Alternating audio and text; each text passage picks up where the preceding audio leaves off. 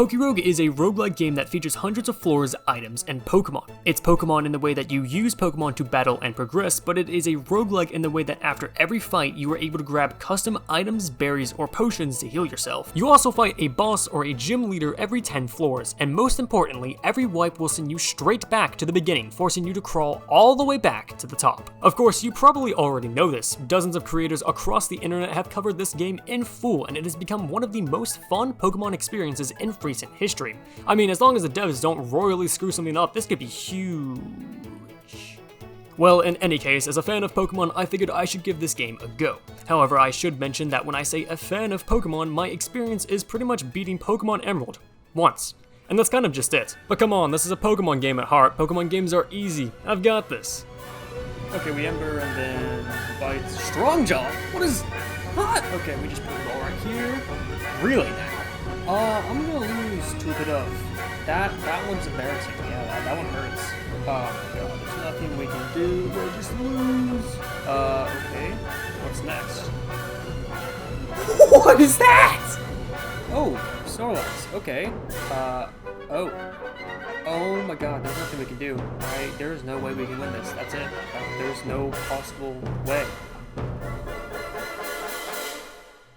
Hey, this is a brand new channel, so if you're enjoying this video, make sure to squish that subscribe button so you can help out a small creator. Now, enjoy the rest of the video. Okay, when you first start a game, you are given a list of starters. Here you can select any Pokemon from the entire game that you have already caught, and each Pokemon is assigned a 1 through 10 number value. Weak Pokemon like Scatterbug are given a 1, and legendaries such as Zacian are given a 9. Your starting team is allowed to have a number value adding up to 10, but as this was my first run and I had not caught any Pokemon yet, I only had the starters from every gen available. So with Cyndaquil, Snivy, and Piplup as our chosen starters, we began our very first run. And honestly, it didn't go too badly. We made it past the first 20 floors of the game with relative ease, and those first 20 floors are some of the hardest in the entire game. We even picked up some decent items along the way as well. Oh, hey, a map. That's actually a really good item. That is like the one thing I do know is a map's a good item.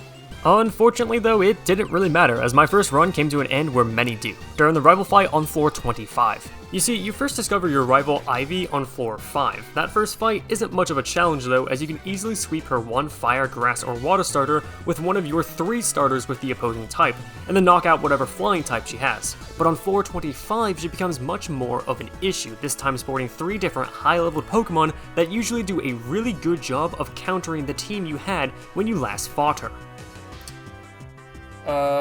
Yeah, that's a wipe. Jesus, that bird just spammed fly the entire time. And, don't worry, because after this fight, she only gets worse. Much, much worse. So after that, I tried a few more runs, but unfortunately they all fell short either during floors 10 through 20 or on the brutal rival fight on floor 25. But it was on my 6th run where I made a change. I switched my starters to have a bit more type coverage. I picked Rowlet for Grass Flying, Mudkip for the eventual Ground Water, and finally the most important one, Fuecoco for Ghost Fire. And it was with this team that I finally cleared the floor 25 barrier. She's down to her last. Oh no, a Durant! Uh-oh! Uh-oh! Kill it. Goodbye. And we beat her, let's go. After that, it felt like I was blazing through the game, all the way to floor 46 where Crocolore evolved into Skeledirge, and I realized just how amazing this Pokemon could really be. You see, when Crocolore evolves into Skeledirge, it learns the move Torch Song, a strong special attack fire move that raises special attack every time you use it, which is pretty damn good in its own right, but in PokeRogue, it was a godsend. You see, stat changes carry over from floor to floor, which means I now had a move which increased my special attack while also dealing lots of special attack damage, and I think you can see where this is going. For the next 40 floors, I simply sat and spammed Torch Song and laughed as everything fell dead by the wayside. But I got cocky. The one problem I had with Skeledirge is how slow he is. Even if I killed everything in one hit, they would still deal some damage to me at first, and that damage added up. With my vain sense of security in hand, I just bought healing items en masse for Skeledirge until, well, I ran out, and I was forced into a gym battle with half my team at minimal health. Okay, here we go. Oh, gym leader. This could be potentially problematic. that will be it. Well. And thus I was sent back to the beginning and was promptly reminded of how hard this game could be when you don't get to spam Torch Song. So what am I doing? You know what? No.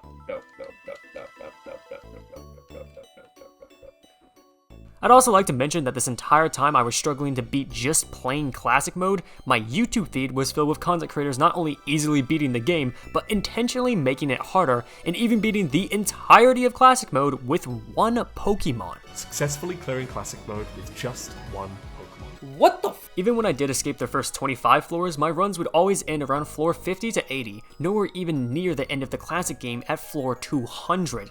I was honestly running out of patience. Dang. Okay. But I was learning. I was catching more Pokemon to unlock and try at the start of the game, and more importantly than that, each gym leader I beat gave me egg vouchers. Egg vouchers are used in this gacha style egg dispenser in the game's menu. Each egg has a chance to give any of the catchable Pokemon, including legendaries. And eventually, I got lucky. Oh? Oh wait, that's huge. That changes everything. From my legendary egg came the OP Rock Electric type Iron Thorns. Not only does Iron Thorns start the runoff with incredible moves, it also has hilariously better IVs than the starters I've been using so far, which means that those first 20 floors went from some of the hardest in the game to some of the easiest. Death. Everything dies. In fact, my first run with Iron Thorns went far beyond what I had done so far. The rival fight on floor 25 was a cakewalk as I just ice fanged everything that got in my way. The gym floor on floor 30 was just as easy as Thunderfang took care of all the water Pokemon. By the time I got to the rival fight on floor 55, I had an almost complete team. I sacked a weakened Gyarados and a Azumarill to deal with their Primarina, and then sent in Skeledirge to Torch Song to victory. The next rival fight was even easier. I mean, I lost a Gyarados to an unlucky Thunderbolt from Electivire, but other than that, Skeledirge and Torch Song. After that, I thought I'd solved the game. Nothing else was presenting much more of a challenge, until I reached floor 145. Floor 145 is the site of the second to last rival fight, and this time, my rival had a surprise. What is that? Yes, on floor 145, your rival brings out a Rayquaza. A shiny one of that, just to make sure when you do die, it will be in style. My two crutches that I've been using throughout this entire run, Iron Thorns and Skeledirge, simply had nothing that they could do against this beast, and my 145 floor run came crashing to an end. But it was not all for naught, because from one of the eggs I earned during this long venture came a true legendary, a Galarian Articuno. A legendary Pokemon stats are simply just better, and adding one to the team drastically improved my chances. But maybe even more important than that was the egg move. When Pokemon hatch from eggs in PokeRogue, they are given special moves that they can only receive from eggs, and of the one of 4 possible moves my Articuno could have gotten, it got Ice Beam, a move that would be quad super effective against Rayquaza. I had my star player. So, after taking a day off to recoup from my previous run, I began with Articuno and Fuecoco as my starters. And just like that, on floor 145, Articuno made Rayquaza look like a joke. I think... Please don't die, it's late. They're fine. Goodbye, shiny Rayquaza. After that fight, there isn't any gym leader or boss Pokemon that can really give you any trouble, so it was smooth sailing until floor 180. Between floors 180 and 190, you fight 4 randomly selected Elite Four members, and then a champion to boot at the end. It's a brutal stretch and you have to pray that you either have enough money to purchase items or just get lucky with healing. But with my new knowledge and stacked team, even the Elite Four couldn't stop me. Lorelei's Ice and Water team provided a bit of trouble for Skeledirge, but with some tactical switching, her ace Dugong went down to a Raichu Zippy Zap. After that, Bruno got brutalized by Torch Song, and Articuno came in to finish the job with a few choice Hurricanes. Agatha was then promptly taken care of even after Mega Gyarados missed 2 Aqua Tails back to back, which was fun. Oh my god, it's a 10% chance, just hit it, please. Please just hit it. Hit it. That's 2. And to round out the Elite Four, Lance got to watch a barely alive Articuno sweep his entire team. But the final roadblock on floor 190 was blue, and he proved to be much more challenging. I started off by throwing in Mega Gyarados to deal with the Drampa. He responded with his own Gyarados, and I sent in a Whimsicott to take a liquidation. Unfortunately, he had a counter for Whimsicott as well, his Arcanine. I responded with Skeletorage, who scared off the Arcanine and took out a Pidgeot before falling to his Gyarados. Then Raichu came out to finish the weakened Gyarados. Out came the Arcanine once again, and I responded with Mega Gyarados, which ended up being too low in health to really do anything. This left us with 3 Pokemon each. Articuno came out with Ancient Power, nearly taking out the Arcanine, but Blue switched out to Alakazam. Fortunately, Hurricane hit, which drew out the Mewtwo, but Hurricane took care of him as well. Finally, Articuno stared down the weakened Arcanine, outsped, and hit the Ancient Power, taking out the champion of floor 190. That's a wrap. Holy cow. But even after taking down Blue, my job still wasn't done. I still had one last rival fight. You need to keep pushing, because if you don't, it will never end. You're the only one who can do this. I don't know what it means. If you feel it's true, if you can't defeat me here now, you won't stand a chance, girl. Have you tried therapy? It could be useful. With Ivy's psychological state as an afterthought, we began our final battle.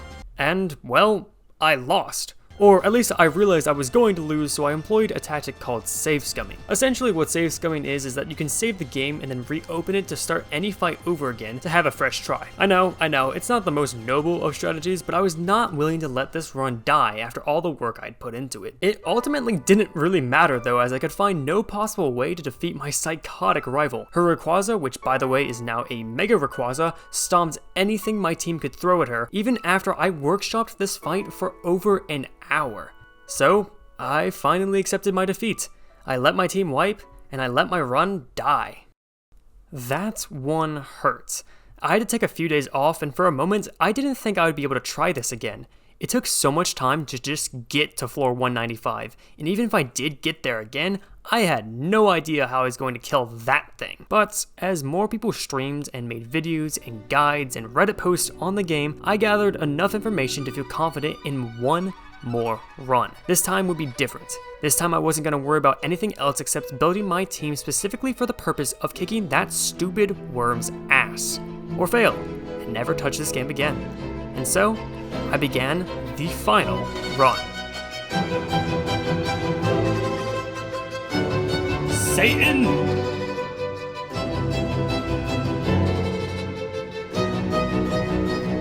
Prepare to suffer.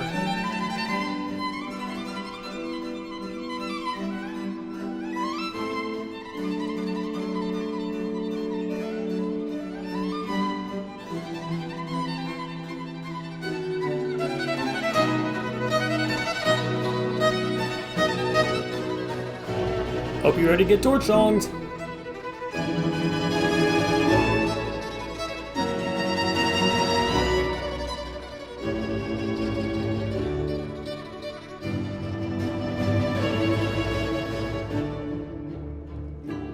Watch as we witness the slow descent to madness.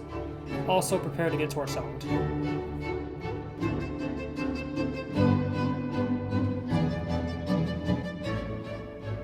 I'm sorry. What? Alright then.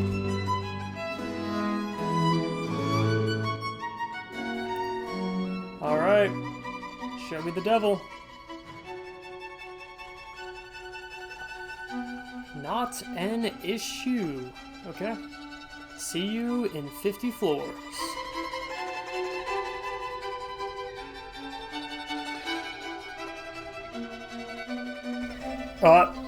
Yeah, okay, sure. Nice. Bring it on, Elite Four. Simple enough. You look like you want to get torch-songed. I've beaten you before, I'll do it again. I'm not afraid of a Karen. I am a little afraid of that, though. Oh my god, that was rough. But that means we have one more fight left to go. And on floor 195, I met my rival one more time for one last showdown. I started with Skeletorage, who scared off the Cinderace and then took down the Noctowl with a quick Torch Song and Blast Burn. Out came the Devil Gecko himself, which I was confident Skeletorage could take. That is, until it started fly spamming. My Skeledirge could not hit him, and for a moment I thought I had already lost. But then I remembered, my Swampert had Protect, so I sent him in to take a single fly and then Protect spam against the onslaught of flies heading his direction. Once PP for Fly had run out, I switched to Giratina, who got significant damage in on the Rayquaza, before Ivy switched into a Florges, which Giratina took out as well. Out came her Archaludon, and I switched to Skeledirge, which brought out her Cinderace, but a quick Torch Dong and Blast Burn took care of him. Mega Rayquaza made his second appearance and finished off both Skeledirge and Giratina, but not after taking significant damage, lowering him to just 1 health bar. Articuno came out next, and Ivy countered with Archaludon, but with a very lucky freeze, I took care of that as well, and Ancient Power finished off the Heatmor next, leaving just 1 Pokemon. Just 1 Mega Rayquaza. You can take an Ice Beam. You can take a singular fly. I believe in you.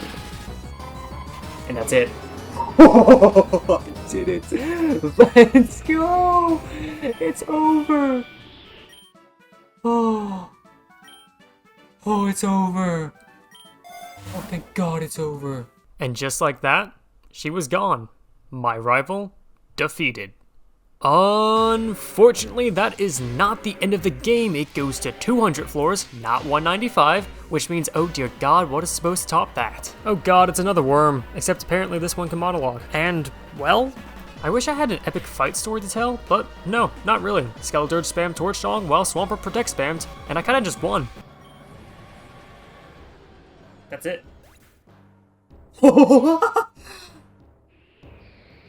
That's it. Beat the game in classic mode. Oh my God. It's done. It's over. Oh my God, it's done. Oh my God, it's over. Yes. Oh, thank God. And with that, PokeRogue Classic came to an end for me, and I could rest easy knowing I didn't have to touch this game ever again. Endless mode! Hey, hope you enjoyed my slow descent into madness, and if you're new here, which you are, this is the first video on this channel, go ahead and subscribe to catch the next video I make, and of course, likes and comments go a huge way to help a small creator fight the YouTube algorithm. Okay, thank you, bye now.